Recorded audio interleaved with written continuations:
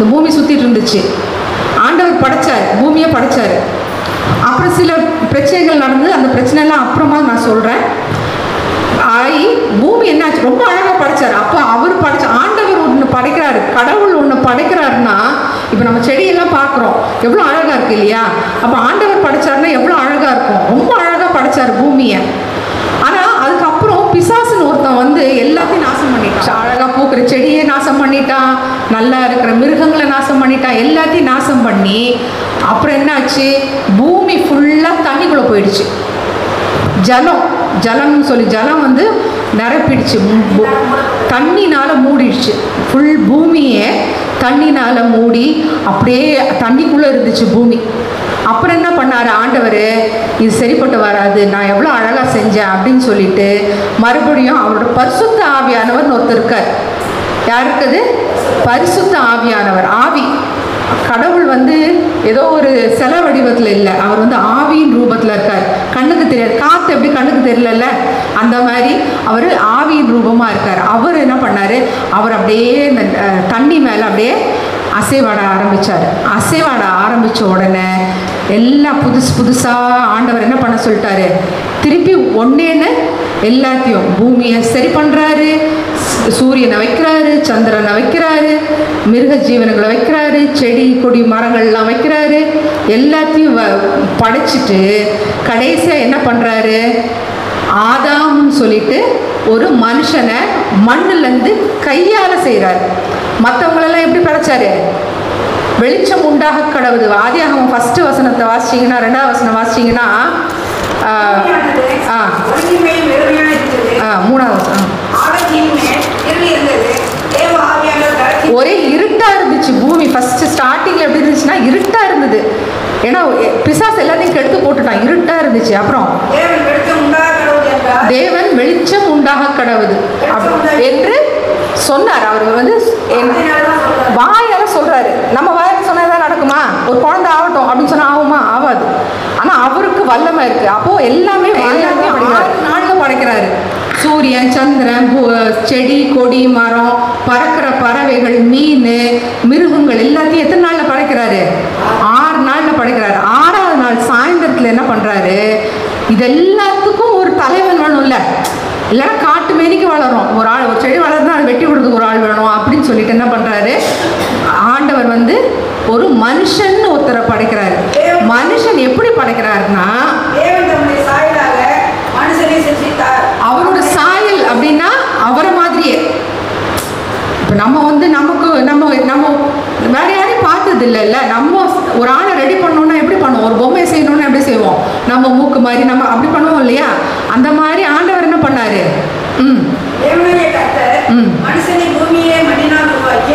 மண்ணினால மண்ணை எடுத்து அவர் செய்கிறாரு, பிசைஞ்சு செய்கிறாரு. எப்படி வந்து ஒரு குயவன், அதாவது மண் பாத்திரம் செய்கிற ஆள் மண்ணினால செய்கிறாரோ அந்த மாதிரி ஆண்டவர் வந்து மண்ணை எடுத்து செஞ்சாரு, உருவாக்குறாரு. மனுஷன் அப்படியே பொம்மை மாதிரி படுக்க வச்சு செஞ்சுட்டு மண்ணால மூக்கு இருக்குல்ல, மூக்கில் பூணு ஊதுறாரு. அவரோட சுவாசம், அவரோட மூச்சை மனுஷன் கொடுத்த உடனே மனுஷன் ரெடி ஆகிடும். இது ஒரு ஆண் வந்து ரெடி ஆயிடுச்சு. ஆச்சா, ஆண் ரெடி ஆன உடனே அவனை கொண்டு போய் காட்டுறாரு. பாரு, நான் உனக்காக வந்து சிங்கம் செஞ்சுருக்கேன், நான் பாரு உனக்காக செடி கொடியெல்லாம் வச்சுருக்கேன், அந்த மிருகம்லாம் வச்சுருக்கேன், இங்கே பாரு அங்கே பாருன்னு அவர் காட்டுறாரு. ஆனால் மனுஷனுக்கு அது பண்ண பிறகு கூட ஏதோ ஒரு தனிமை.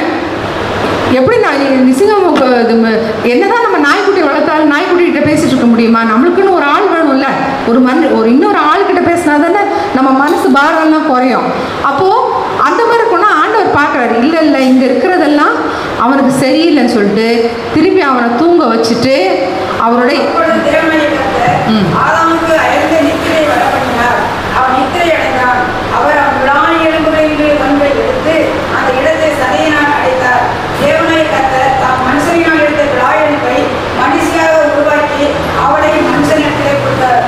அப்போ இந்த எலும்பு இருக்கு இல்லையா, இங்கே விழா எலும்பு இருக்குல்ல, இந்த விழா எலும்புலேருந்து ஒன்று எடுத்துறாரு. ஒன்றை எடுத்து அதை அப்படியே பெண்ணாக அவர் வந்து செஞ்சிடறாரு. செஞ்சுட்டு திருப்பி கொண்டு வந்து ஆதாம்கிட்ட கொடுக்குறாரு. இந்தப்பா உன் பொண்டாட்டி இவ தான் அப்படின்னு. அப்போது இது என் பொண்டாட்டி, என் சரீரம், என்கிட்ட எடுத்தனால என் சரீரம் அப்படின்னு சொல்லிட்டு ஆண்டவர் வந்து ஆணும் பெண்ணுமா சிருஷ்டிச்சுட்டு உருவாக்கிட்டு என்ன சொல்கிறாரு, பூமியை நிரப்புங்க, உங்களுக்கு வேலை என்ன, ஹோல் பூமியே உங்களுது தான், பூமியை நீங்கள் நிரப்புங்க, நீங்கள் பலிக்கு பெருகுங்கள், அதாவது பிள்ளைய பெற்றுங்க, நீங்கள் இது எல்லாத்தையும் நீங்கள் ஆண்டு கொள்ளுங்க, நீங்கள் வந்து சிங்கத்தை இது பண்ணுங்கள், ஆடு மேய்ச்சிருங்க, ஆடை வந்து சாப்பாடு கொடுங்க, செடி கொடி மரத்தை எல்லாத்தையும் நீங்கள் சரி பண்ணுங்க அப்படின்னு சொல்லிட்டு 2 பேர் கையிலையும் என்ன கொடுத்துட்டாங்க, அவங்க அதிகாரத்தை கொடுத்துட்டாங்க. இப்போ ஒரு தோட்டத்தை கொடுத்து உங்கள்கிட்ட கொடுத்தாங்கன்னு வச்சுங்க, என்ன பண்ணுவீங்க, தோட்டத்தில் நிறைய செடி இருக்குது, கொடி இருக்குது, எல்லாமே இது ஃபுல்லாக ஒன்று தான்ப்பா பார்த்துக்கோ அப்படி சொல்லிட்டு என்ன சொன்னார், நடுவில் தோட்டத்துக்கு நடுவில் ஒரு மரம் வச்சுட்டாரு. ஒரு மரத்தை வச்சுட்டு அதில் என்னென்னா அதில் வர பழத்தை சாப்பிட்டா எது நல்லது எது கெட்டதுன்னு நமக்கு தெரியுமா. அது அது இவனுக்கு ஆக்சுவலாக தெரியும், எது நல்லது எது கெட்டதுன்னு தெரியாமலாம் இல்லை. ஆனாலும் நம்ம சொல்கிற பேச்சு கேட்குறானா இல்லையான்னு பார்க்குறதுக்கு ஒரு மரத்தை வச்சுட்டு அந்த ஆனாலும் நன்மை தீமை அறியத்தக்க விஷயத்தின் கனியை புசிக்க வேண்டாம், அதை புசிக்கும் நாளிலே சாகவே சாவா என்று கட்டளையிட்டார். சாவுங்கிறது மனுஷ வாழ்க்கையில் இல்லை. அப்போ அவர் சொல்கிறாரு, நீ அந்த மரத்தில் இருக்க பழத்தை சாப்பிடக்கூடாதுப்பா, சாப்பிட்டா நீ செத்துருவ, அது வந்து நன்மையும் தீமையும் தெரிகிற பழம் அப்படின்னு. ஆனால் இவன் படைக்கப்பட்டான், தேவனோட கர்த்தர் எப்படி இருக்க, ஆண்டவர் எப்படி இருக்காரோ அவர் அப்படியே தான் படைச்சார், தன்னை மாதிரியே தான் படைச்சார். அப்போ ஆண்டவருக்கு நல்லது கெட்டது தெரியுமா தெரியாதா, தெரியும். அப்போ அவர் படைச்ச ஆதாமுக்கும் நல்லது கெட்டது தெரியும், அது அவருக்கு தெரியல பாரு. அந்த பிசாசு அப்போதான் அங்கே வருது, பிசாசு மாதிரி வருது, பாம்பு வேற. அப்போ அந்த பாம்பு வந்து கேட்குது, யார்கிட்ட கேட்குது பாருங்க, பொண்டாட்டிட்டு கேட்குது. அந்த ஏவாள்னு பொண்டாட்டி பேர், அவள்கிட்ட வந்து கேட்குது, ஆண்டவர் எல்லாத்தையும் சாப்பிட சொல்லிட்டாரா, ஃப்ரீயாக விட்டாரா, உனக்கு ஒன்றுமே இது இல்லையான்னு. அப்போ அந்த பொண்ணு சொல்லுது, இல்லை அந்த மரத்தோட பழத்தை சாப்பிட வேணாம்னு சொல்லிட்டார். பார்த்தியா, அதை சாப்பிட வேணாம்னு சொன்னார்னா என்ன அர்த்தம், அதை சாப்பிட்டேன்னா நீயும் கடவுள் மாதிரியே ஆயிடுவ. இந்த ஏவாளுக்கு தெரியல, நான் தான் ஆக்சுவலாக அவர் படைச்சது தான் கடவுள் மாதிரி தான் இருக்கு, அவருக்கு தெரிஞ்சதெல்லாம் எனக்கும் தெரியுங்கிறது மூளை இல்லை அவளுக்கு. அவன் என்ன நினச்சிட்டா, ஓ அதனால தான் நம்மளை அங்கே சாப்பிடக்கூடாது. இவர் ஆண்டவர் எதுக்கு டெஸ்ட் வச்சாரு, கீழ்படுறியா, நம்ம சொல்கிற பேச்சா அவங்க கேட்குறாங்களா இல்லையான்னு கேட்குறதுக்காக தான் டெஸ்ட் வச்சாரு. ஆனால் இந்த அம்மாவுக்கு என்ன ஆசை வந்துடுச்சு, கடவுள் மாதிரி ஆகிடணும் அப்படிங்கிற, ஏற்கனவே அப்படி தான் இருக்கிறா, அதான் தெரியல, அந்த மாதிரி ஆகிடணுங்கிற பேராசையில் ஆசையில் ஆண்டவர் சொல்கிற பேச்சை கேட்காம பழத்தை சாப்பிட்றா. பழத்தை சாப்பிட்டது மாத்திரம் இல்லை, புருஷனுக்கும் கொண்டு வந்து கொடுக்குறான், இது நல்லா இருக்குது, நான் சாப்பிட்டுட்டேன் நீயும் சாப்பிடுன்னு. அப்போ அவன் என்ன பண்ணியிருக்கணும், என் முட்டாளே ஏவாளே, ஆண்டவர் தான் சாப்பிடக்கூடாதுன்னு சொன்னார்ல, ஏன் சாப்பிட்ட, நீ போ, எனக்கு வேண்டான்னு சொல்லலை. அவன் பொண்டாட்டியோட என்ன ஆயிட்டான், ஒன்றாயிட்டான். பொண்டாட்டியை விட்டு போகிறதுக்கு அவனுக்கு மனசு வரல. ஐயோ எனக்கு பொண்டாட்டி தான் வேணும், அப்படி ஆண்டவர் இல்லைனாலும் பரவாயில்ல பொண்டாட்டி வேணும்னு சொல்லிட்டு அவன் என்ன பண்ணிட்டான், அவன் கொடுத்த பழத்தை அவனும் சாப்பிட்டுட்டான். 2 பேரும் சாப்பிட்ட உடனே என்னாச்சு, கடவுள் சொன்ன பேச்சை மீறிட்டாங்களா, அப்போ தண்டனை வருமா. இப்போ நம்ம அம்மா அப்பா சொல்கிறாங்க இது செய்யாதுன்னு சொல்லி நம்ம செஞ்சால் என்ன பண்ணுவாங்க, நம்மளை பனிஷ்மெண்ட் கொடுப்பாங்கல்ல, ஏதோ ஒரு பனிஷ்மெண்ட் கொடுப்பாங்க, அடிப்பாங்க, இல்லை நம்ம ஸ்கூலில் என்ன பண்ணுவாங்க, வெளியில் போய் நில்லுப்பாங்க, ஏதோ ஒரு பனிஷ்மெண்ட் கொடுப்பாங்கல்ல. அந்த மாதிரி அந்த தோட்டத்துலேருந்து ஆண்டவர் என்ன பண்ணிட்டாரு, வெளியே அனுப்பிட்டாரு. அப்போ பாவம் செஞ்சது யாரு, முதல் மனுஷனான ஆதாம். அப்போ இதுக்கு என்ன பரிகாரம், ஆண்டவர் வந்து ரொம்ப அன்பான தேவன். அதாவது அவரோட அன்புக்கு வந்து இப்போ நம்ம பிள்ளை ஏதாவது தப்பு பண்ணிச்சுன்னா நம்ம அடிக்கிறோம், ஆனால் நம்ம அடுத்தது என்ன பண்ணிடுறோம், அது சேத்துல இதில் விழுந்து கிடக்குதுன்னு வச்சுங்க, சாக்கடையில் விழுந்து கிடக்குன்னா அந்த பிள்ளை அழுக்காருன்னு விட்டு வந்துடுவோமா, இல்லை நம்ம பாசம் நம்ம பிள்ளை அப்படின்னு சொல்லி தூக்கி அணைச்சி கொண்டு போய் கழுவி எடுத்துகிட்டு வருவோம்ல.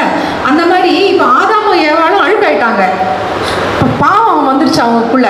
அப்போ அதுக்கப்புறம் பிறக்கிற பிள்ளைங்க எல்லாமே பாவத்திலே தான் பிறக்கிறாங்க. அப்போ ஆண்டவர் யோசிக்கிறார், இது வந்து என்ன, இது எப்படி வந்து நம்ம சரி பண்ணணும்னா, அவர் வந்து அதுக்காக சொல்கிறார், என்னோட பையன் என்னோட பிள்ளைய நான் இந்த உலகத்துக்கு அனுப்புவேன். அதுதான் இயேசு கிறிஸ்து. அப்போ அவர் வந்து மனுஷக்குள்ள செஞ்ச எல்லா பாவத்துக்கும் அவர் வந்து சிலுவையில் ரத்தம் சிந்தி, கடைசி சொட்டு ரத்தம் சிந்துற அளவுக்கு சிந்தி, எல்லாத்தையும் சிந்தி நம்மளோட பாவம், நம்மளோட சாபம் எல்லாத்தையுமே எடுத்து போட்டுருவார். எல்லாத்தையும் எடுத்து போட்டுட்டு அவங்கள எல்லாத்தையும் மறுபடியும் என்ன பண்ணிடுவாங்க, என்கிட்ட கொண்டு வந்துடுவாங்க. என் பிள்ளைங்களோட நான் சந்தோஷமாக அதாவது எத்தனையோ கோடி கோடி ஆணுங்கள், அதுக்கப்புறம் வந்து சாவு கிடையாது, ஒன்றும் கிடையாது, அப்படியே ஜாலியாக நான் வந்து என் பிள்ளைங்களோட இருப்பேன் அப்படிங்கிற எண்ணத்தில் ஆண்டவர் வந்து இயேசுவை அனுப்புகிறார். அப்போ இயேசுவோட கதையை தான் நம்ம கேட்க போகிறோம். இப்போ என்ன கதை கேட்க போகிறோம்னா, இயேசு இங்கே வந்து எல்லாருக்கும் ஹெல்ப் பண்ணார் இல்லையா? அப்போது அதில் வந்து ஒரே ஒரு இதை வாசிப்போம். 13 10 17. ஓய்வு நாளிலே தேவாலயத்தில் போதனை பண்ணி கொண்டிருந்தார். அப்பொழுது 18 வருஷமாய் பலவீனப்பட்ட ஆவியை கொண்ட ஒரு ஸ்திரீ அங்கே இருந்தார். அவள் எவ்வளவு நிமிரக்கூடாத கூனியா இருந்தார்.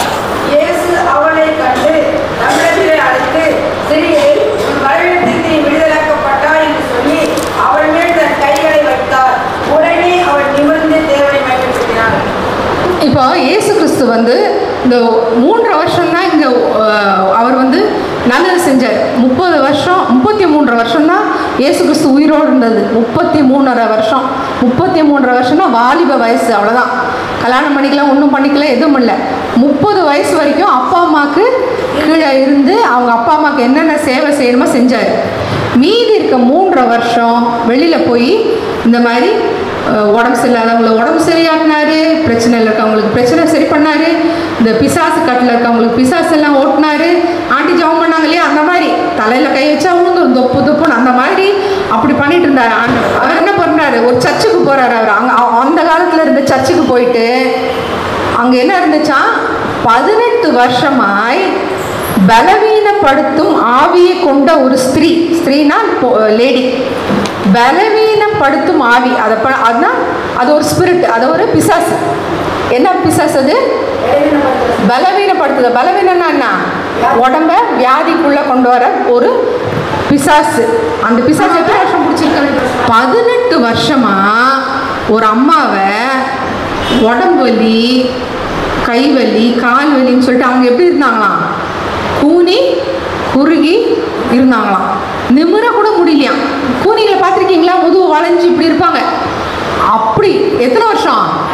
நீங்கள் ஒரு 5 நிமிஷம் எழுப்பாமோ, அம்மா எழும்பு, அப்படின்னு குனி, இப்படி வா குனி, நல்ல குனி, அப்படின்னு இல்லை. இங்கே என்ன பாரு, எவ்வளோ நேரம் நிற்கிற பார்ப்போம். நீங்கள் நில்லுங்கம்மா, செல்வி நில்லுங்க, செல்வி எழுந்துறீங்க, இப்படி குனிங்க, இப்படி நில்லுங்க, இப்படி கூனி நிற்பாங்கல்ல, என்ன பாருங்க, அப்படியே குனிச்சுட்டே பார்க்கணும், நிமிரக்கூடாது. இன்னும் தலை மட்டும் நிமிரணும். என்ன பார்க்கணும், நான் எப்படி பார்ப்பீங்க? எவ்வளோ நேரம் நிற்பீங்க? இப்படி எவ்வளோ நேரம் நிற்பீங்க? எத்தனை நேரம் உங்களால் நிற்க முடியும்? கொஞ்ச நேரம், ஒரு 5 நிமிஷம். 5 நிமிஷம்லாம் முடியாது, 2 நிமிஷம், அவ்வளோதான். அப்போது அந்த அம்மா எவ்வளவு 18 வருஷம் அவங்களா நின்னாங்களா? இல்லை, பலவீனப்படுத்துகிற ஆவி, ஒரு பிசாசு அவங்கள பிடிச்சிட்டு இருந்தது. அப்போ நம்ம பலவீனப்படுத்துகிற பிசாசுன்னு ஒன்று இருக்குது. நம்ம உடம்புல வந்து பலவீனம் இருக்குது, உடம்புலி இருக்குது. அதாவது நம்ம வேலை செஞ்சு கிளப்பாக வர உடம்புலி வேற, ஒன்றுமே பண்ணியிருக்க மாட்டோம், ஆனால் உடம்பு அப்படியே அடிச்சு போட்ட மாதிரி இருக்கும். நம்மளை என்னவோ பண்ணோம், நம்மளுக்கு மயக்கம் வரும், நம்மளுக்கு என்னென்னவோ பண்ணோம் இல்லையா, உடம்பு பலவீனப்படுத்தும். அப்போ அந்த பலவீனப்படுத்த சம்மந்தமே இல்லாமல் ஒரு பலவீனம் நம்ம உடம்புல இருக்குன்னா அது எதனால வருது? பிசாசு தான், அந்த ஒரு ஆவி தான் அதை செய்யுது. அப்போது பலவீனப்படுத்துகிற பிசாசு கொண்ட ஒரு பாவம் அந்த அம்மாவை 18 வருஷம் கூனியாவே வச்சிருந்தது. ஆண்டவர் அதை பார்த்தோன்னே அவர் ரொம்ப அன்புங்க. எங்கள் ஏசப்பா மாதிரி அன்புள்ள தெய்வம் வேறு யாருமே கிடையாது நான் சொல்லுவேன். ஏன்னா நான் ருசிச்சிருக்கேன், எனக்கு தெரியும், எங்கள் அப்பாவோட அன்பு எனக்கு தெரியும். அப்போது ஏசப்பா அவ்வளோ அன்பு. ஐயோ, என் பொண்ணு இப்படி 18 வருஷமாக குனிச்சுட்டே இருக்காளே, இப்போ உங்கள் பிள்ளைங்க யாராவது உங்களை பார்த்தா, இல்லை உங்கள் அம்மா யாராவது பார்த்தாங்கன்னா என்ன சொல்லுவாங்க? ஐயோ, என் மகன் இப்படி அப்படின்னு பாசம் வரும் இல்லை?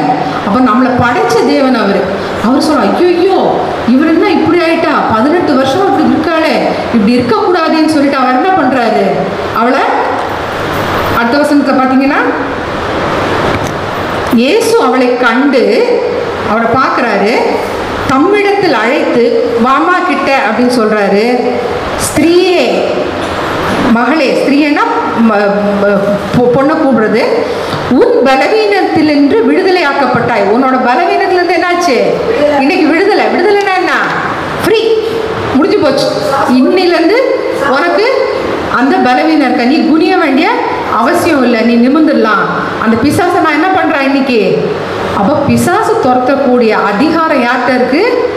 இயேசுக்கிட்ட தான் இருக்குது. ஏன்னா பிசாசா படிக்கலாம் அவனை ஒரு நல்ல ஒரு தூதனா, ஒரு ஏஞ்சல். நம்ம ஃபேரி டேல்ஸ்லாம் பார்க்குறோம்ல, ஏஞ்சல்ஸ் தெரியும்ல, ஒரு ஏஞ்சலாக தான் படைச்சாரு. ஆனால் அவன் புத்தி சரியில்லாமல் அவன் பிசாசு ஆயிட்டான். அவன் அந்த அந்த பிசாசு என்ன பண்ணுறான்?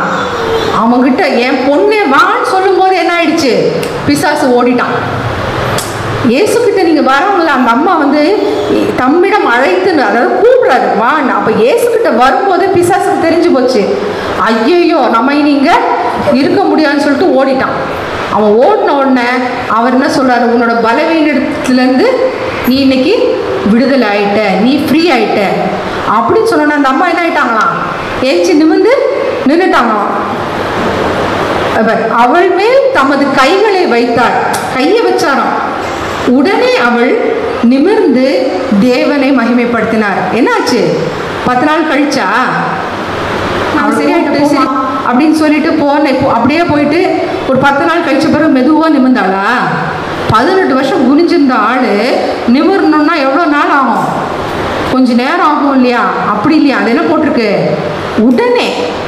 உடனேங்க. நீங்கள் ஒருவேளை உங்களுக்கு 55 வயசு ஆகுதுன்னு சொன்னீங்க, 40 வருஷமாக நீங்கள் கஷ்டப்பட்டுட்டு இருக்கலாம் ஏதாவது ஒரு பிரச்சனையில். அந்த 40 வருஷம் பிரச்சனையும் இப்போ ஆண்டவர் தொட்டாருன்னு எப்போ உங்களுக்கு சரியாகும்? 40 வருஷமாக ஒரு பிரச்சனையில் இருக்கீங்கம்மா, ஆண்டவர்கிட்ட வரீங்க, ஆண்டவரே எனக்கு சரி பண்ணுங்கன்னு வரீங்க, ஆண்டவர் தொடுறாரு, கண்டிப்பாக தொடுவார். எப்போ சரியாகும்? பிரச்சனை எப்போ சரியாயிடும்? உடனே தோக்குறது கூட சரியாயிடும். 18 வருஷமாக மடிஞ்சிருந்த பொம்பளை அந்த லேடி இப்படி குனிஞ்சிருந்தவ ஆண்டவர் வான்னு சொல்லி தோளில் கை போட்ட உடனே நிமிர்ந்துட்டான். அப்போ எலும்பெல்லாம் எப்படி இருந்திருக்கும்? பட சவுண்ட் வந்திருக்குமோ என்னவோ இல்லையா நிமிரும் போது.